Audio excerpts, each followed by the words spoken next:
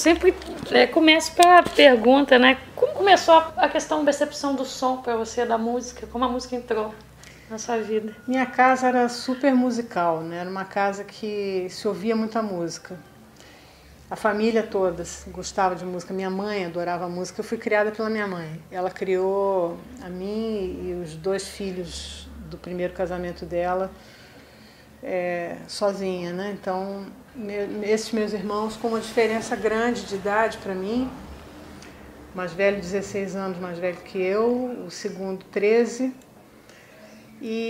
Mas se ouvia muita música lá. Minha mãe ouvia, adorava jazz do tempo dela, né? Tommy Dorsey, aquelas coisas assim, Sinatra, Bing Crosby e tal. E meus irmãos já eram um jazz mais moderno um pouco, né? E se ouvia muito rádio, se ouvia muita música. O Rio de Janeiro também sempre teve muita música, né? O carnaval, o samba, todas essas coisas, né? Tudo isso, então ouvia-se música o dia inteiro lá em casa. A verdade que... E aí esse meu irmão de 13 anos, que tinha 13 anos quando eu nasci, né? Junto comigo entrou um violão na casa e ele começou a tocar. Exatamente quando eu nasci. Então a música começa aí, para mim, desde sempre, né? E esse irmão virou um músico profissional que depois largou e foi fazer carreira no Banco do Brasil e tal, fez outra vida. Mas na minha final da infância e adolescência, ele era músico, embora ele estudasse e fizesse outras coisas, ele era músico profissional também. E era amigo das pessoas da Bossa Nova, amigo do Menescal, que tinha sido colega de colégio dele, do Luiz Carlos Vinhas, do Eumir Deodato. Essas pessoas frequentavam a minha casa. Então, sempre a gente tinha esse... Eu ouvia, por exemplo, meu irmão saía de noite com esses amigos dele, eles iam no Plaza, onde o Johnny Alf tocava. Aí ele chegava em casa, no outro dia ele estava entusiasmado, tirando as músicas do violão do Johnny, Rapaz de Bem, as novidades, assim, que eram novidades, né? Então, por exemplo, quando lançaram Garota de Ipanema, eu já conhecia a música porque os amigos do meu irmão já tocavam lá em casa, já tinham mostrado antes da música ter sido gravada. Então isso aí acontecia direto, né? Eu tinha contato com isso, eu era uma pirralha de 12, 13 anos, mas eu ouvia tudo isso acontecendo ali do meu lado, ao vivo e a cores, né? Então era legal. Mas você foi fazer jornalismo, não foi? Eu fui fazer jornalismo, eu comecei a tocar violão com 14 anos, pegando o violão do meu irmão, que não queria me dar aula, mas só tentando copiar os acordes e tal, e assim eu aprendi sozinha. Com 18, que foi o ano que eu fui para a faculdade, eu fui estudar também violão clássico, estudei com o Jodacil Damasceno, para fazer o negócio direito, né? Porque eu tocava bem, eu já tocava direito, mas tecnicamente estava tudo muito errado. Então, fui ser aluna dele justamente para isso, né? Para botar as coisas no lugar. E eu fiz a faculdade de jornalismo, fui para a PUC, me formei, mas isso era meio um plano B para mim, não era uma coisa que... Quer dizer, não era o que eu mais queria. Eu gostava, eu fui estagiária no Caderno B do Jornal do Brasil, que foi uma experiência incrível, foi muito legal. Era o que todos os meus colegas sonhavam, eu consegui, fui lá, batalhei, consegui. E estava indo bem, estava me dando super bem, ia ficar. Mas aí veio o festival, eu tive uma oferta de um contrato para gravar o primeiro disco, aí acabou. Aí eu fiquei totalmente envolvida com isso e aí fui para a música, porque era o que eu queria mesmo. Floresceu, já eu lembro nos festivais, né? E o lado compositora também veio junto com o canto, com o violão, com... Era sempre uma coisa só, eu sempre compus, desde criança. Quando eu estava no colégio, para decorar as coisas, as provas de decoreba, eu musicava tudo e chegava na hora da prova, eu tinha tudo ali na cabeça, porque eu tinha posto música. E sempre foi assim, eu sempre compus, sempre pensei em compor e tal.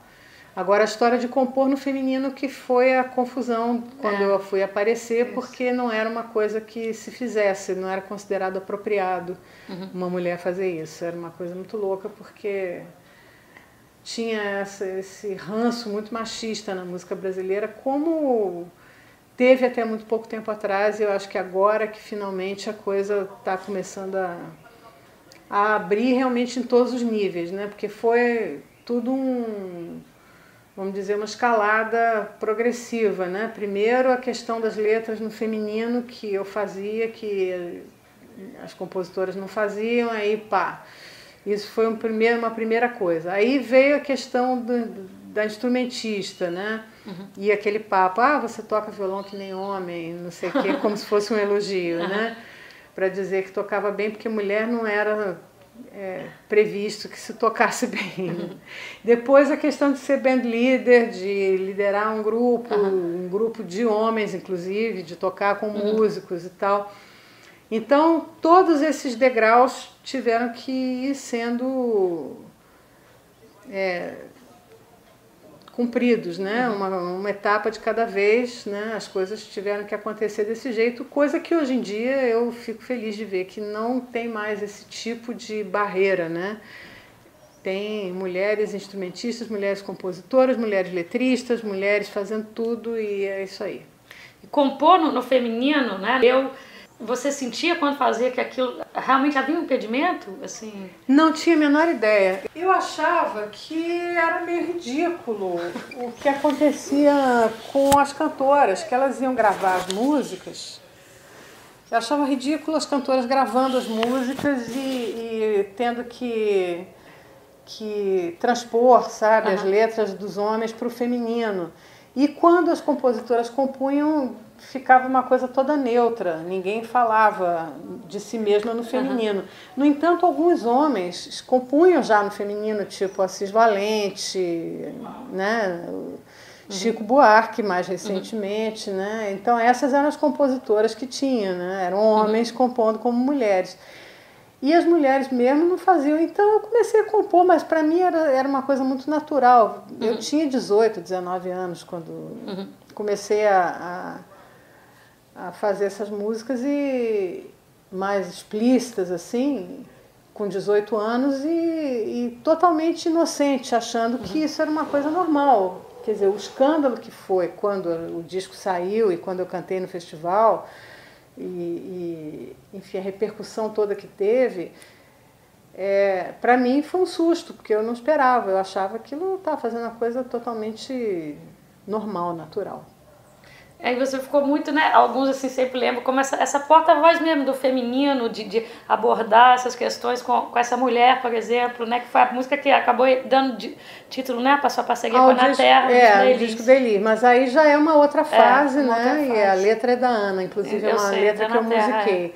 Né? Mas dentro dessa mesma fase tem músicas como Feminina, por exemplo, que é exatamente a discussão do feminino, o que é ser feminina. Que é ser feminina. Né? Isso para mim era uma questão também, porque a minha mãe achava que eu não era feminina. Eu passei a infância e a adolescência inteira ouvindo ela dizer que eu não era feminina porque eu não gostava de maquiagem, não gostava de salto alto, não gostava dessas coisas que as outras meninas gostavam. Eu gostava de leitura, gostava de nadar, gostava de pegar onda. Era um outro mundo. E eu acho que ela tinha muito medo, assim, sei lá, que eu não obedecesse aos padrões dela. Mas só que eram padrões de o abismo de gerações era muito grande nessa época, né? Diferente do que é hoje.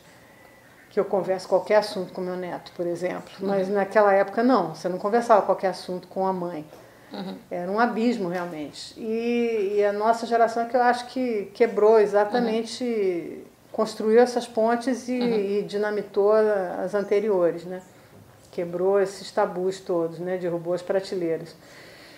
E aí, então a música feminina, que também eu fiz sem pensar nisso, fiz muito pela coisa sonora que a melodia me sugeria e tal, acabou falando muito explicitamente disso, né? E aí fui fazendo e volta e meia ainda faço, embora hoje em dia com menos empenho nessa causa, assim, porque eu acho que que já tem bastante, já está bastante falado tudo isso, mas enfim.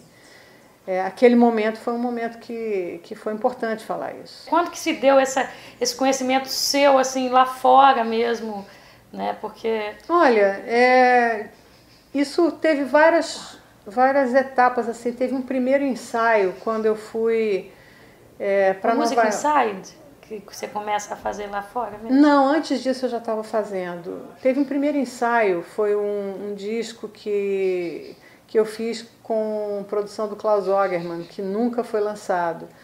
E eu fui para Nova York com o Maurício Maestro, a gente foi tocar, a gente estava tocando junto e fomos tocar numa casa noturna lá, e lá o lance que a gente fazia, que já tinha umas parcerias, umas coisas assim, foi mostrado ao Klaus Ogerman, ele se interessou muito e gravou um disco. Que ano que foi? 1977. Nossa. Foi exatamente quando eu conheci o Tucci até, que morava lá, já estava lá há 3 anos.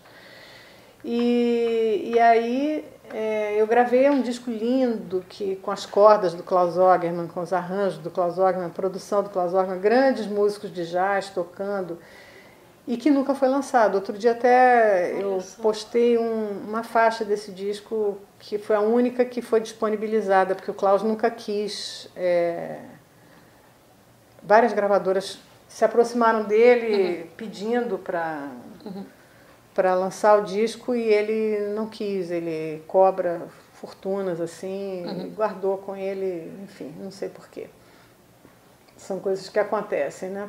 Mas eu estava lá, eu teria certamente feito uma carreira nos Estados Unidos se eu tivesse ficado, mas eu voltei porque minhas filhas mais velhas tinham ficado aqui. As 2 primeiras, a Clara e a Ana. Depois eu tive mais uma com o Tucci, que é a Mariana. E a Clara ficou doente, eu tive que vir correndo, e aí abandonei a história toda lá e vim. E acabou que o disco realmente não saiu. Mas foi já uma primeira coisa, né? Uma primeira história. Aí nos anos 80, em 85, eu tive o primeiro convite para me apresentar no Japão. E isso começou uma história que dura até hoje de relacionamento estável com o público japonês. E em 88 eu fui para a Europa pela primeira vez também, quer dizer, já tinha me apresentado, mas com outras pessoas, com um show com o Edu e tal, Edu Lobo. Mas em 88 fui chamada para fazer também os primeiros shows, aí comecei a fazer turnê na Europa, aí as coisas foram se organizando. Quando chegou em 89, eu tive esse convite da Verve para gravar um disco lá. Mas isso que o trabalho já estava circulando no exterior e as pessoas já estavam ouvindo, já estavam tomando conhecimento, gostando, já saía muita coisa lá fora na imprensa sobre mim. Então, quer dizer, não foi uma coisa assim que fez assim e aconteceu. Foi um processo lento. Que foi acontecendo aos poucos. Então foi um negócio assim que são anos e anos e anos do trabalho circulando lá fora de várias maneiras, né? Aí, enfim, continua rolando. Quando chegou assim no início dos anos 90, esses meus discos do início dos anos 80 foram descobertos por uns DJs de Londres. E aí o negócio explodiu, assim, eu ganhei um público jovem que começou a curtir o swing das músicas e botar na pista para dançar. E aí foi uma outra onda que aconteceu, que foi um negócio muito legal, né, o que se chamava na época de acid jazz. E aí comecei a fazer muita turnê no exterior. E agora, assim, hoje em dia eu tenho uma situação bastante estável, assim, dentro desse mundo, né, do pessoal que curte música brasileira, mas ao mesmo tempo também curte jazz. É uma mistura desses públicos. É um público de jazz, também é um público de música brasileira mais criativa, vamos dizer assim, né? Ninguém vai me chamar para tocar no Brazilian Day lá em Nova York, mas assim... No Jazz at Lincoln Center, sim, por exemplo. É outro mundo, é outra história, né? Mas é isso que eu estou falando, não é uma coisa que acontece de repente ou que eu quis de repente fazer. Foi toda uma construção E que foi, ao mesmo tempo, eu fui sendo convidada, as pessoas foram me chamando, assim, também não corri tanto atrás disso, as pessoas que vieram me convidar também para fazer as coisas, né? E fora esse trabalho seu, né, você está sempre dialogando ou gravando, com Toninho Horta, com Dori Caymmi, Tom, você gravou um disco em homenagem ao Tom. Tom, gravei três discos só com o repertório dele. Teve o primeiro, que é um que eu gravei de duo com o Gilson Peranzeta, que o Tom mesmo escreveu o texto da contracapa. Isso foi quando o Tom estava fazendo 60 anos. Depois, logo que ele morreu, eu fiz um com o Toninho Horta, que é um duo também, chama Sem Você. Aí depois teve um outro que eu fiz com uma big band na Alemanha, com a WDR, que tem arranjos do Gilson, tem arranjos do Jaquinho, tem arranjos do Proveta. Esse disco não tem aqui no Brasil. E, enfim, todos esses são discos dedicados à obra do Tom, que para mim foi o mestre total da minha música e acho que da minha geração toda, né? Enfim, quando isso aconteceu, que o meu trabalho começou a funcionar, as portas abrindo lá fora, foi exatamente o momento em que as portas estavam se fechando aqui para mim. E foi uma coincidência feliz, porque eu pude, ao mesmo tempo que eu me tornava artista independente, começava a ser dona do meu próprio trabalho, a tomar as diretrizes da minha vida, né, tomar as rédeas da minha vida musical e profissional, ao mesmo tempo a coisa começou a ficar esquisita para a música que eu fazia, para a música brasileira, para essas coisas todas. Quer dizer, se eu tivesse ficado onde eu estava, clareando aquele tipo de sucesso, né, de ir no programa de televisão, de fazer música para tocar na novela, não sei o quê, isso algema o artista, né? Você fica preso e você fica tendo que criar, pensando toda vez naquilo, né? Tendo que fazer o que o produtor manda, o que a gravadora quer. E a minha escolha foi uma escolha bem pela liberdade musical. Você tem autonomia total, assim, Tenho total. Eu faço, só faço o que eu tô a fim de fazer e fim de papo. Não tem essa. E os produtores que trabalham comigo são excelentes produtores que sabem que quando o artista sabe o que quer fazer, não tem a menor necessidade de ficar ninguém orientando e dizendo faça assim, faça assado. Eles sabem que nessa hora o grande produtor é aquele que deixa o artista ser o que ele tem de melhor. E é isso. Você tem um casamento afetivo e musical com um baterista, né? E a banda Maluca, você segue com uma banda fixa faz bastante tempo, né? Não é mais aquela banda da Banda Maluca que era... Na Banda Maluca só tinha eu de instrumento de harmonia, né? Era o centro do violão. E aí tinha baixo, bateria e 2 sopros, que era Proveta e Teco Cardoso. Então, era uma banda, ela ganhou esse nome, que é uma formação meio maluca mesmo, né? Porque só tinha um violão no centro e tudo acontecendo ali em volta, né? Depois, hoje em dia, eu trabalho com quarteto, quer dizer, sou eu de violão e um trio, né? Baixo, piano, baixo, bateria. Mas são músicos assim de altíssima voltagem criativa todos, né? Então, para trabalhar nesse circuito que eu trabalho, para fazer o tipo de trabalho que eu faço, não dá para ser músico funcionário nem taxista, entendeu? Tem que ser o músico que mergulha na criação com você e que vai correr o risco musical junto com você. Ou seja, todo mundo ali é artista, não tem esse papo. E tanto que eu não falo nunca, eu acho horrível essa expressão, meus músicos. Eu nunca falo meus músicos, eu não sou dona de ninguém, pô. Eu sou casada com um músico e eu não falo meu músico, meu baterista, eu não falo isso. Falo meu marido, tudo bem. Mas aí é outro departamento, né? Eu acho que não funciona assim. A gente está numa aventura musical juntos e todo mundo que toca comigo sabe disso.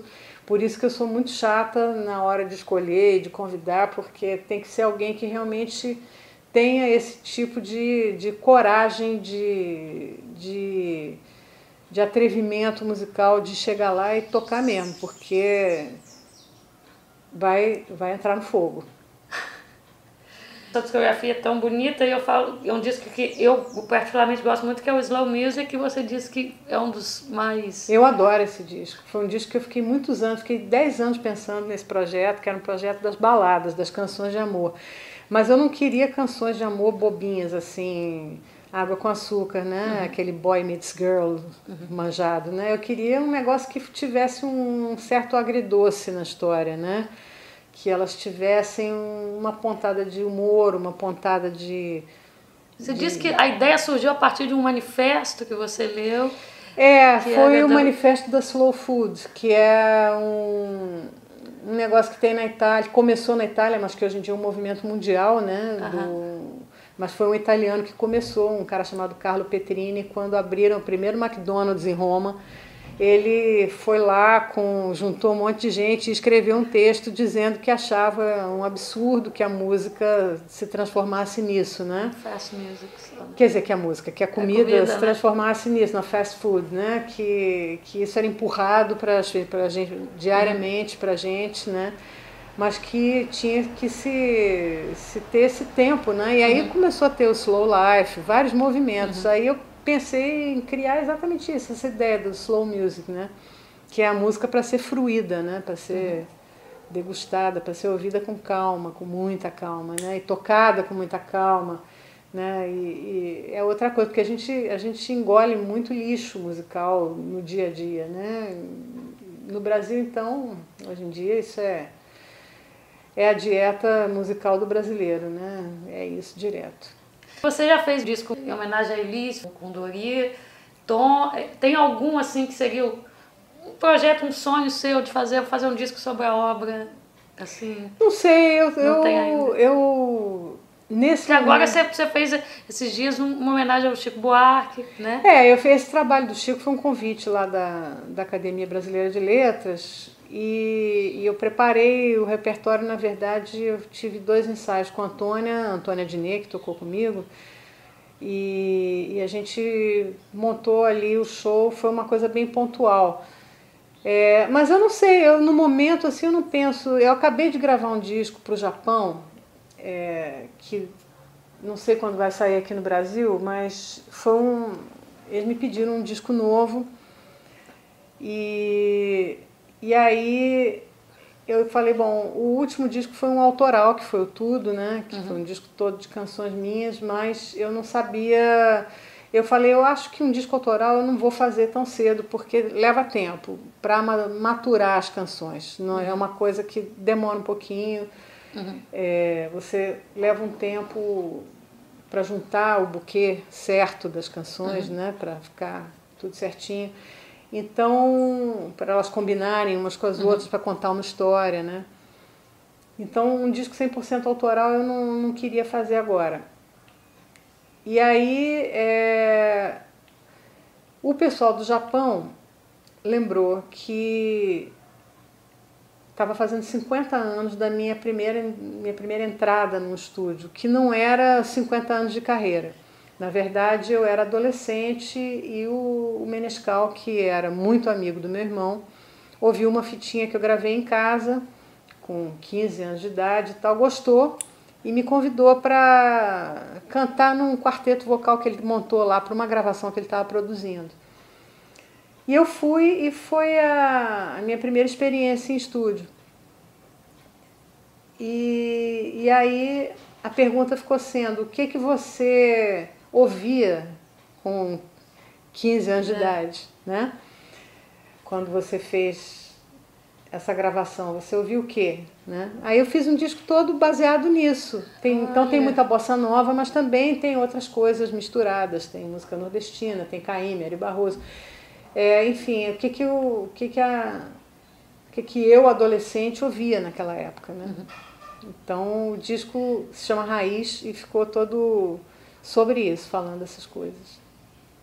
E uma questão que sempre me chama a atenção quando eu falo com músicos que você tinha falado lá no início, né? O violão, né? Poucas cantoras têm um violão como o seu, né? Eu acho assim, não é um violão virtuoso, mas é um violão bem tocado, um violão com a qual você se basta com ele, Na verdade... O violão você estuda, você... Eu não sou cantora, eu sou música. É música, exatamente. Outra prateleira. Cantora é outra coisa. O Brasil tem cantoras espetaculares. Tem, assim, algumas que estão assim, entre as grandes cantoras do mundo. Você pode colocar. Eu não faço parte desse mundo das cantoras e dos cantores. Eu faço parte de um outro mundo que é um mundo de músicos, compositores. Então é tudo um pensamento musical que eu tenho e que eu expresso de várias maneiras, seja tocando, seja compondo, seja cantando. Essas coisas são expressas através dessas ferramentas que eu tenho, do canto, do violão, da composição, eventualmente de um arranjo que eu faço, porque todas as coisas que eu gravo eu organizo do jeito que eu quero. Eu não sei fazer orquestração, mas arranjo eu sei fazer. São coisas diferentes.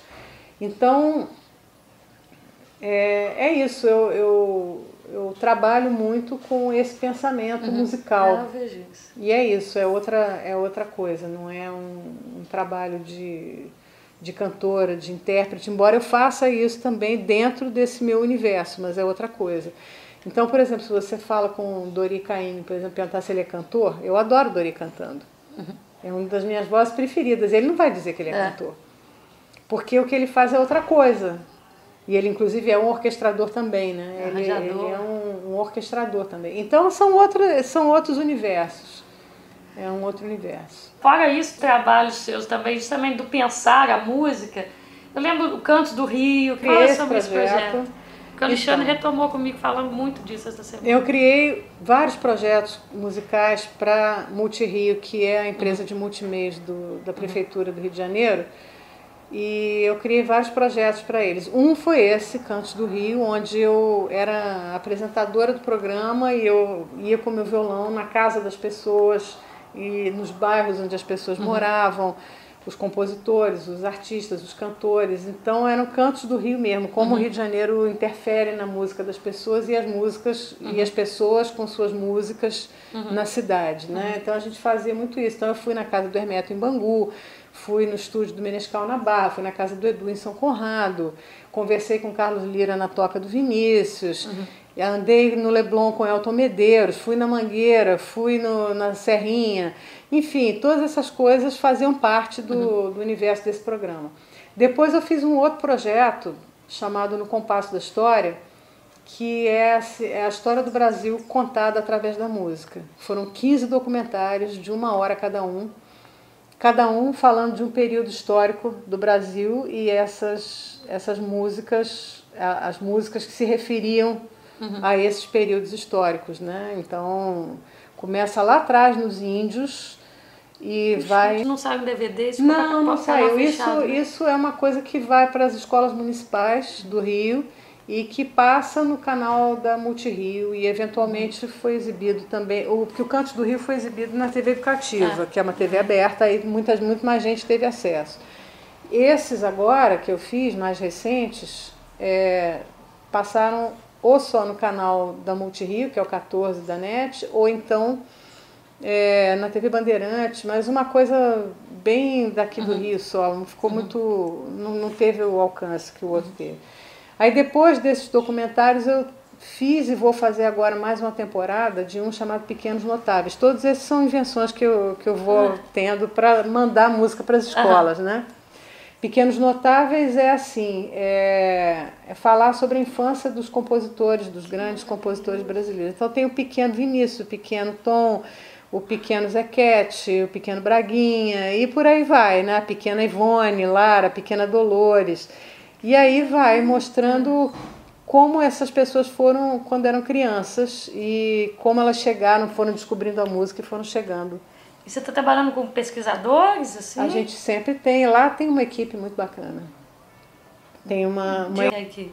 Da própria Multirio. Da própria Multirio.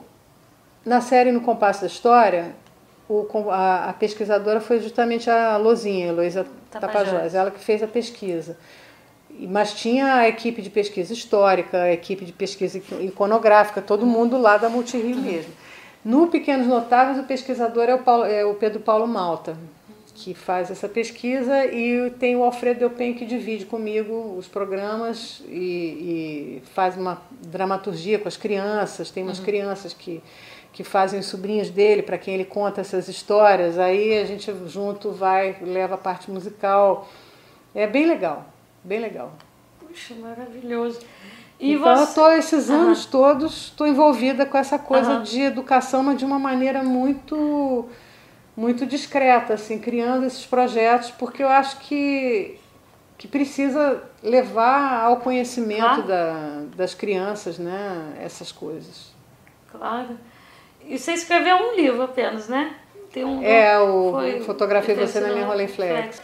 E rodando o mundo e vendo tantas coisas e tem vontade, pensa em escrever um outro mais assim... Olha, eu tenho alguns projetos, eu tenho um livro pronto que não me animei ainda a fazer nada com ele, mas é um livro de contos, é ficção, é outra coisa. E, enfim, eu tenho projetos, falta tempo para fazer tudo isso. É complicado porque eu passo muito tempo na estrada. E aí fica difícil realmente de lidar com tanta coisa, né? Eu viajo demais. E aí, o que é bom também, não estou reclamando não, que eu adoro. Então é difícil, para você sentar e escrever, você tem que ter um tempo, uma concentração para fazer isso. E as suas duas filhas, Clara e Ana, são cantoras também? A Clara e a Ana são, a Mariana não. A Clara é cantora mesmo, profissional, total, vive disso, vive em função disso, trabalha lá em São Paulo, está gravando um disco novo agora.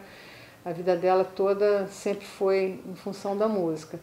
A Ana é cantora também, gravou alguns discos que saíram no Japão. Aqui saiu o terceiro disco dela saiu aqui no Brasil pelo Biscoito Fino, que foi o Samba Sincopado, mas agora ela está trabalhando numa web rádio, apresentando programa, criando também um programa de rádio. Ela também tem esse outro trabalho dela, né?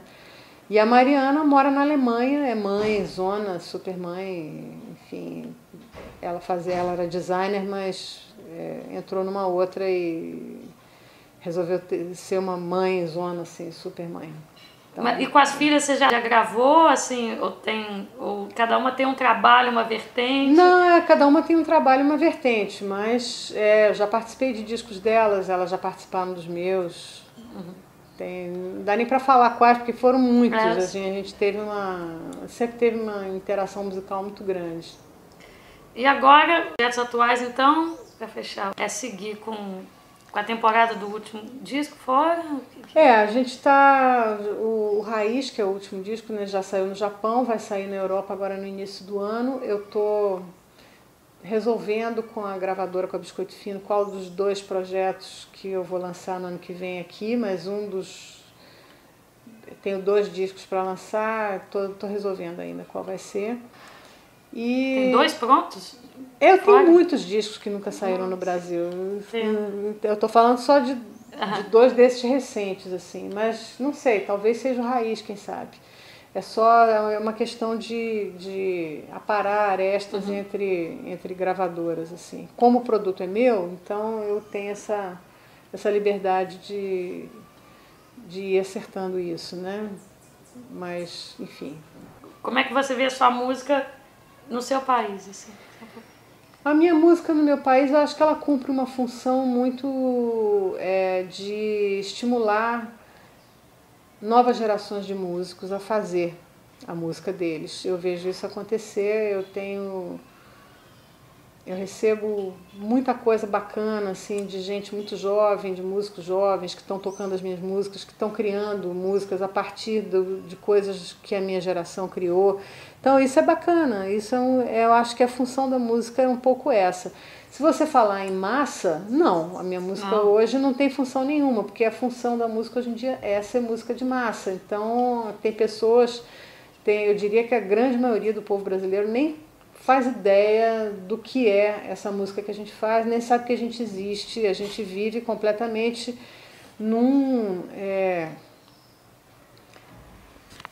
como é que eu vou dizer? Não é num gueto, não é underground, é uma outra coisa. A gente vive num espaço que as pessoas, a grande maioria das pessoas, não tem acesso. Mas não tem acesso porque a gente não tem a música paga para tocar no rádio, não tem a música paga para aparecer na televisão. É uma coisa que só quem tiver muito afim mesmo que tem que ir atrás para procurar, né? E as pessoas que estão afim são as pessoas que justamente estudam música, que se interessam já por música, que vão buscar, né, esse tipo de informação. Porque senão não tem mesmo, senão não tem. Então, por isso é que eu faço tanta questão de fazer esses projetos educacionais, para botar pelo menos na minha cidade. É isso.